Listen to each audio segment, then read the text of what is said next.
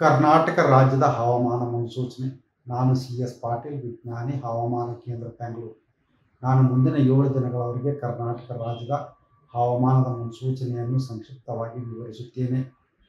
ಇಂದು ಕರಾವಳಿ ಹಾಗೂ ಉತ್ತರ ಒಳನಾಡಿನ ಜಿಲ್ಲೆಗಳಲ್ಲಿ ವ್ಯಾಪಕವಾಗಿ ಮಳೆಯಾಗಿತ್ತು.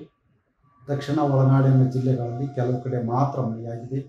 ಪ್ರಮುಖವಾಗಿ ಕಾಸರಗೋಡು, ಉತ್ತರ ಕನ್ನಡ ಜಿಲ್ಲೆಯಲ್ಲಿ 16 ಸೆಂಟಿಮೀಟರ್, ಲೋಂಡಾ, ಬೆಳಗಾವಿ ಜಿಲ್ಲೆಯಲ್ಲಿ 7 ಸೆಂಟಿಮೀಟರ್, ಕಮ್ಮರಡಿ, ಚಿಕ್ಕಮಗಳೂರು ಜಿಲ್ಲೆಯಲ್ಲಿ 3 ಸೆಂಟಿಮೀಟರ್ ಮಳೆಯಾಗಿದೆ. ಈಗಿರುವ ಹವಾಮಾನದ ಸಿನಾಪ್ಟಿಕ್ ಸ್ಥಿತಿ ಏನೆಂದರೆ, ಪೂರ್ವ ಅರಬ್ಬಿ ಸಮುದ್ರದ ಮಹಾರಾಷ್ಟ್ರ ಹಾಗೂ ಕರ್ನಾಟಕದ ಕರಾವಳಿಯ ತೀರದಲ್ಲಿ ಟ್ರಫ್ ಇದೆ. ಇದರ ಪ್ರಭಾವದಿಂದ ಕರಾವಳಿ ಜಿಲ್ಲೆಗಳಲ್ಲಿ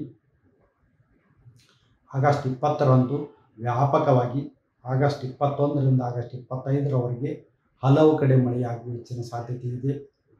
ಉತ್ತರ ಕನ್ನಡ, ಉಡುಪಿ ಹಾಗೂ ದಕ್ಷಿಣ ಕನ್ನಡ ಜಿಲ್ಲೆಗಳ ಕೆಲವು ಕಡೆ ಭಾರೀ ಮಳೆಯಾಗುವ ಸಾಧ್ಯತೆ ಇದ್ದು, ಆಗಸ್ಟ್ 20ರಂದು ಯೆಲ್ಲೋ ಅಲರ್ಟ್ ಅನ್ನು ಘೋಷಿಸಲಾಗಿದೆ.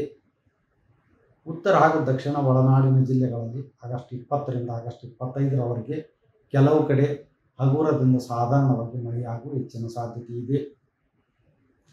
ಬೆಂಗಳೂರಿನಲ್ಲಿ ಆಗಸ್ಟ್ 20ರಿಂದ ಆಗಸ್ಟ್ 25ರವರೆಗೆ ಕೆಲವು ಕಡೆ ಹಗುರದಿಂದ ಸಾಧಾರಣವಾಗಿ ಮಳೆಯಾಗುವ ಹೆಚ್ಚಿನ ಸಾಧ್ಯತೆ ಇದೆ.